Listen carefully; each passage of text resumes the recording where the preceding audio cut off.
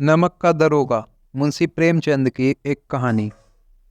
जब नमक का नया विभाग बना और ईश्वर प्रदत्त वस्तु के व्यवहार करने का निषेध हो गया, तो लोग चोरी छिपे इसका व्यवहार करने लगे। अनेक प्रकार के छल प्रपंचों का सूत्रपात हुआ। कोई घूस से काम निकालता था, कोई चालाकी से। अधिकारियों के पौबारे थे।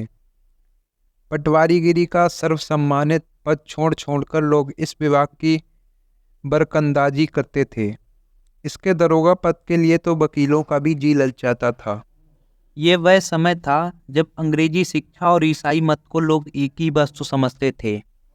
फारसी का प्रारंभ था। प्रेम की कथाएं और श्रृंगार रस के काव्य पढ़कर फारसीदा लोग सर्वोच्च पदों पर नियुक्त हो जाया करते थे।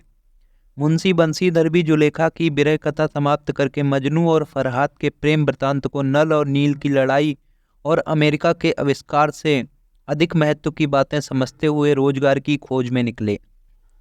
उनके पिता एक अनुभवी पुरुष थे। समझाने लगे, बेटा घर की दुर्दशा देख रहे हो, ऋण के बोझ से दबे हुए हैं। लड़कियां हैं वह घास फूस की तरह बढ़ती चली जाती हैं। मैं कगारे पर का वृक्ष हो रहा हूँ, ना मालूम कब गिर पड़ूं। अब तुम ही घर के मालिक मुख्तार हो। नौकरी में ओहदे की ओर ध्यान मत देना, ये तो पीर का मजार है। निगाह चढ़ावे और चादर पर रखनी चाहिए। ऐसा काम ढूंढना जहाँ कुछ ऊपरी आय हो। मासिक वेतन तो पूर्णमासी का चांद है, जो एक दिन दिखाई देता है और घटते घटते लुप्त हो जाता है। ऊपरी आय बहता हुआ स्रोत है, जिससे सदैव प्यास बुझती है। वेतन मनुष्य देता है, इसी से उसमें वृद्धि नहीं होती।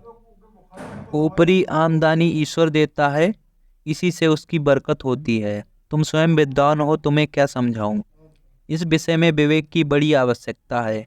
मनुष्य को देखो, उसकी आवश्यकता को देखो और अवसर देखो। उसके उपरांत जो उचित समझो करो। गरज वाले आदमी के साथ कठोरता करने में लाभ ही लाभ है, लेकिन बेगरज को दांव पर पाना जरा कठिन है। इन बातों को निगाह में बांध लो, ये मेरी जन्म भर की कमाई है। इस उपदेश के बाद पिताजी ने आशीर्वाद दिया। बंशीधर आज्ञाकारी पुत्र थे। ये बातें ध्यान से सुनी और तब घर से चल खड़े हुए। इस विस्तृत संसार में उनके लिए धैर्य अपना मित्र, बुद्धि अपना पथ प्रदर्शक और आत्मावलंबन ही अपना सहायक था। लेकिन कुछ अच्छे शकुन से चले थे। जाते ही जाते नमक विभाग के दरोगा पद पर प्रतिष्ठित हो गए। वेतन अच्छा और ऊपरी आय का तो ठिकाना ही ना था। वृद्ध मुंशी जी को सुख संवाद मिला तो फूले न समाये। महाजन कुछ नरम पड़े। कलवार की आशालता लहलहाई। पड़ोसियों के हृदय में सूल उठने लगे। जाड़े के दिन थे और रात का समय। नमक के सिपाही चौकीदार नशे में मस्त थे। मुंशी बंशीधर को यहाँ आए अभी 6 महीनों से अधिक ना हुए थे, लेकिन इस थोड़े समय में ही उन्होंने अपनी कार्यकुशलता और उत्तम आचार को अफसरों को मोहित कर लिया था। अफसर लोग उन पर बहुत विश्वास करने लगे। नमक के दफ्तर में एक मील पूर्व की ओर जमुना बहती थी। उस पर नावों का एक पुल बना हुआ था। दरोगा जी किवाड़ बंद किए हुए मीठी नींद से सो रहे थे। अचानक आंख खुली तो नदी के प्रवाह की जगह गाड़ियों की गड़गड़ाहट तथा मल्लाहों का कोलाहल सुनाई दिया। उठ बैठे। इतनी रात गए गाड़ियां क्यों नदी के पार जाती हैं? अवश्य कुछ ना कुछ गोलमाल है। तर्क के भ्रम को पुष्ट किया। वर्दी पहनी, तमंचा जेब में रखा और बात की बात में घोड़ा बढ़ाए हुए पुल पर आ पहुंचे। गाड़ियों की एक लंबी कतार पुल के पार जाती देखी। डांट कर पूछा, किसकी गाड़ियां हैं? थोड़ी देर तक सन्नाटा रहा। आदमियों में कुछ कानाफूसी हुई। तब आगे वाले ने कहा, पंडित अलोपोदीन की हैं। कौन पंडित अलोपीदीन? दातागंज के, मुंशी बंशीधर चौक के। पंडित अलोपीदीन इस इलाके के सबसे प्रतिष्ठित जमींदार थे। लाखों रुपए का लेन देन करते थे। इधर छोटे से बड़े कौन ऐसे थे जो उनके ऋणी ना हों।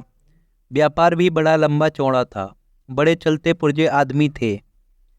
अंग्रेज अफसर उनके इलाके में शिकार खेलने आते और उनके मेहमान होते। 12 मास सदाव्रत चलता था। मुंशी जी ने पूछा, गाड़ियां कहाँ जाएंगी? उत्तर मिला, कानपुर। लेकिन इस प्रश्न पर कि इनमें क्या है, सन्नाटा छा गया। दरोगा साहब का संदेह और भी बढ़ गया। कुछ देर तक उत्तर की बाट देखकर वह जोर से बोले, क्या गूंगे हो गए हो? हम पूछते हैं इनमें क्या लदा है। जब इस बार भी कोई उत्तर ना मिला तो उन्होंने घोड़े को एक गाड़ी से मिलाकर बोरे को टटोला। भ्रम दूर हो गया, ये नमक के ढेले थे। पंडित अलोपी दीन अपने सजीले रथ पर सवार कुछ सोते कुछ जागते चले आते थे। अचानक कई गाड़ी वालों ने घबराए हुए आकर जगाया और बोले, महाराज, दरोगा ने गाड़ियां रोक दी हैं और घाट पर खड़े आपको बुलाते हैं। पंडित अलोपी दीन का लक्ष्मी जी पर अखंड विश्वास था। वह कहा करते थे कि संसार का तो कहना ही क्या, स्वर्ग में भी लक्ष्मी का ही राज्य है। उनका ये कहना यथार्थ ही था। न्याय और नीति सब लक्ष्मी के ही खिलौने हैं, इन्हें वह जैसे चाहती है नचाती है। लेटे ही लेटे गर्व से बोले, चलो हम आते हैं। ये कहकर पंडित जी ने बड़ी निश्चिंतता से पान के बीड़े लगाकर खाए, फिर लिहाफ ओढ़े हुए दरोगा के पास आकर बोले, बाबूजी आशीर्वाद, कहिए हमसे कौन सा अपराध हुआ कि गाड़ियां रोक दी गईं? हम ब्राह्मणों पर तो आपकी कृपा दृष्टि रहनी चाहिए। बंसीधर रुखाई से बोले, सरकारी हुक्म। पंडित अलोपी दीन ने हंसकर कहा, हम सरकारी हुक्म को नहीं जानते और ना सरकार को। हमारे सरकार तो आप ही हैं। हमारा और आपका तो घर का मामला है। हम कभी आपसे बाहर हो सकते हैं? आपने व्यर्थ का कष्ट उठाया, ये हो ही नहीं सकता। इधर से जाएं और इस घाट के देवता को भेंट न चढ़ावें। मैं तो आपकी सेवा में स्वयं ही आ रहा था। बंसीधर पर ऐश्वर्य की मोहिनी बंसी का कुछ प्रभाव ना पड़ा। ईमानदारी की नई उमंग थी। कड़क कर बोले, हम उन नमक हरामों में नहीं हैं जो कौड़ियों पर अपना ईमान बेचते फिरते हैं। आप इस समय हिरासत में हैं, आपका कायदे के अनुसार चालान होगा। बस मुझे अधिक बातों की फुर्सत नहीं है।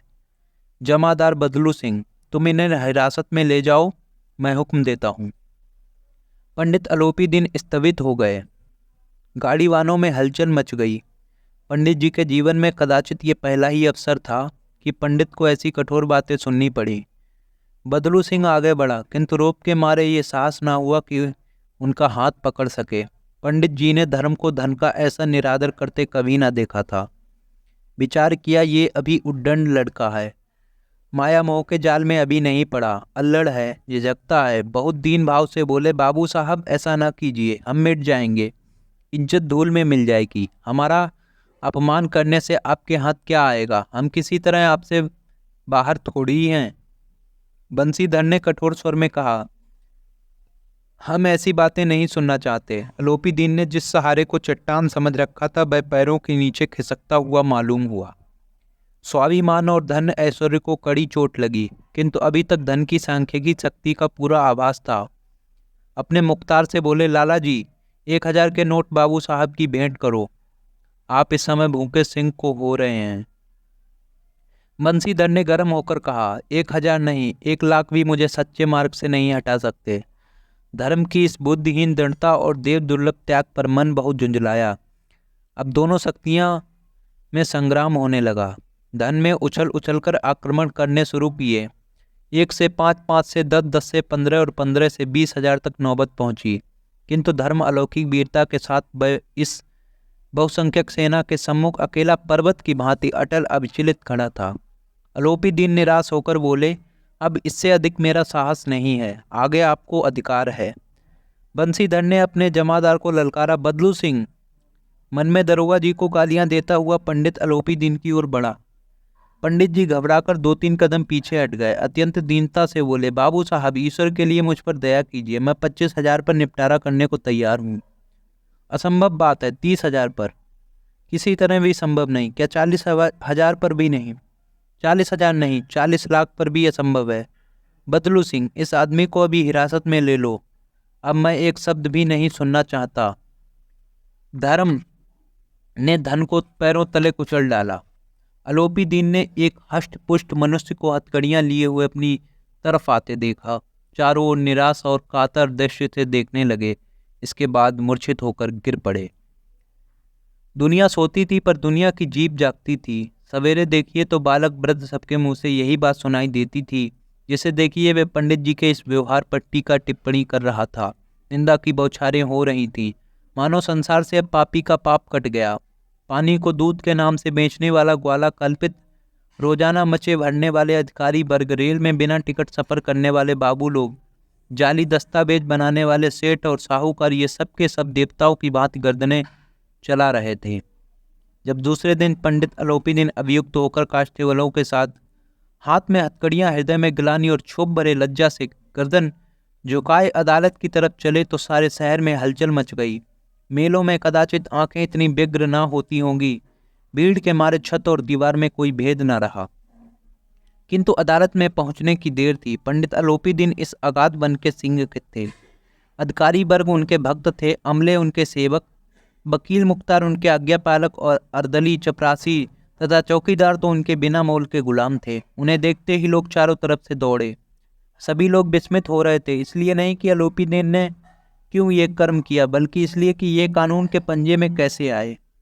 ऐसा मनुष्य जिसके पास असाध्य साधन करने वाला धन और अनन्य बाचलता हो, वह क्यों कानून के पंजे में आए। प्रत्येक मनुष्य उनसे सहानुभूति प्रकट करता था। बड़ी तत्परता से इस आक्रमण को रोकने के निमित्त वकीलों की एक सेना तैयार की गई। न्याय के मैदान में धर्म और धन में युद्ध ठन गया। बंसीधर चुपचाप खड़े थे। उनके पास सत्य के सिवा कोई बल न था, न स्पष्ट भाषण के अतिरिक्त कोई शास्त्र। गवाह थे किंतु लोभ से डावाडोल। यहाँ तक कि मुंशी जी को न्याय भी अपनी ओर से कुछ खिंचा हुआ दिख पड़ता था। वह न्याय का दरबार था, परंतु उसके कर्मचारियों पर पक्षपात का नशा छाया हुआ था।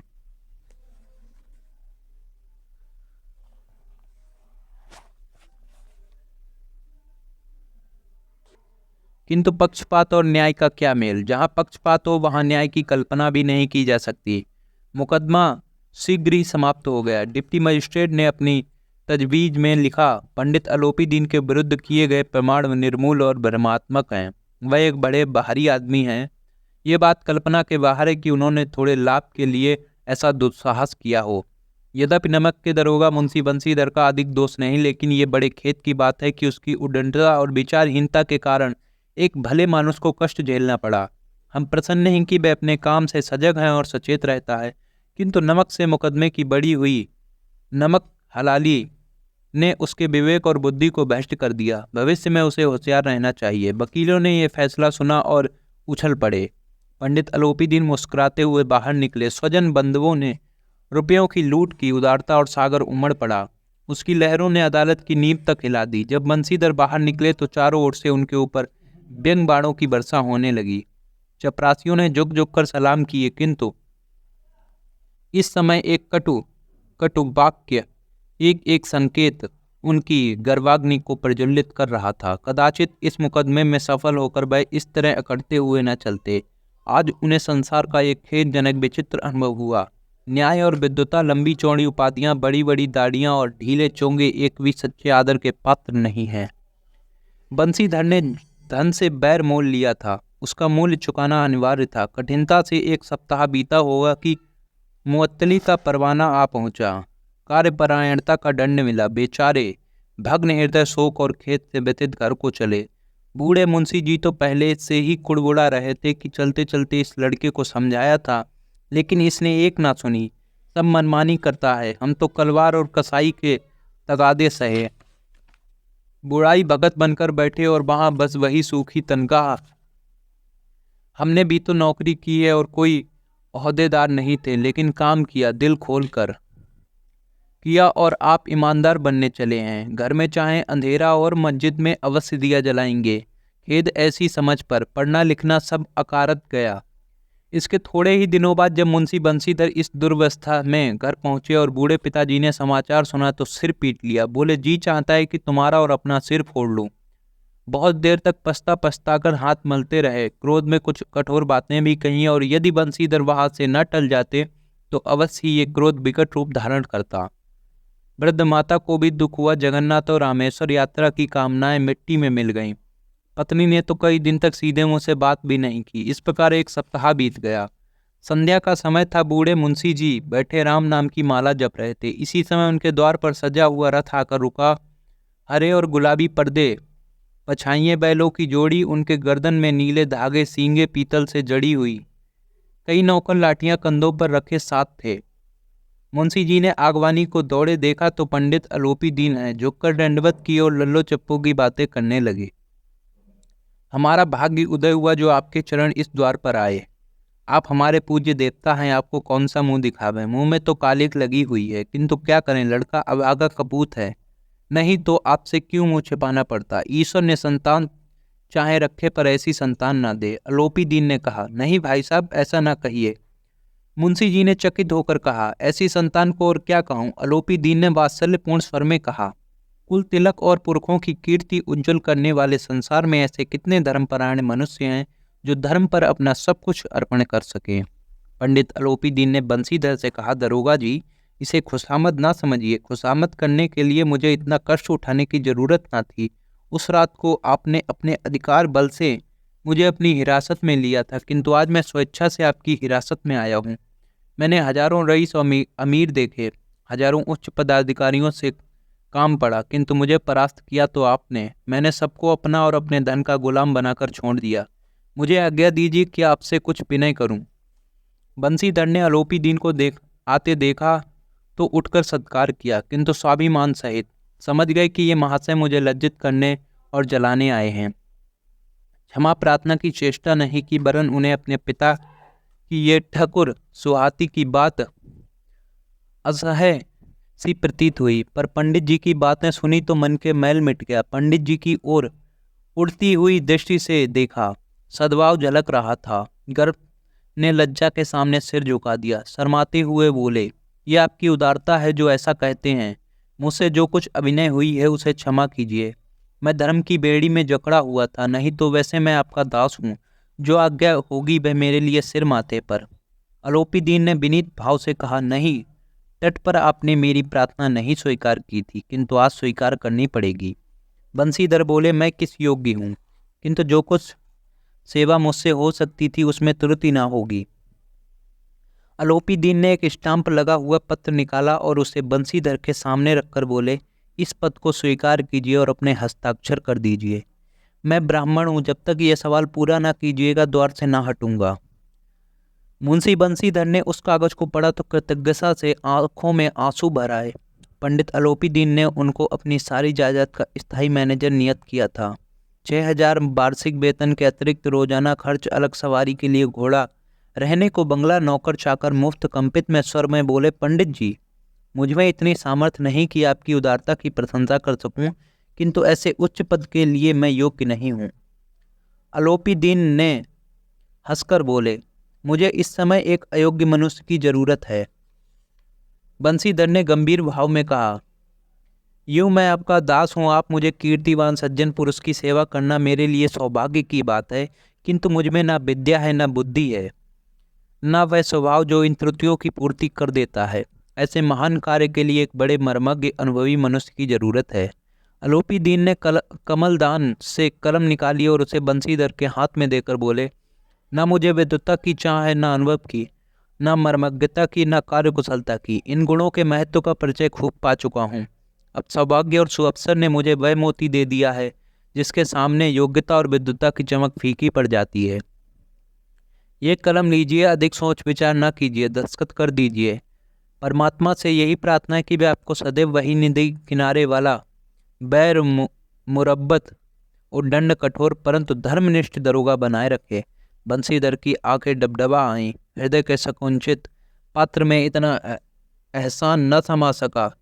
एक बार फिर पंडित जी की ओर भक्ति और श्रद्धा से देखा और कांपते हुए हाथ से मैनेजरी पर हस्ताक्षर कर दिए। अलोपी दीन ने प्रफुल्लित होकर उन्हें गले लगा लिया। धन्यवाद।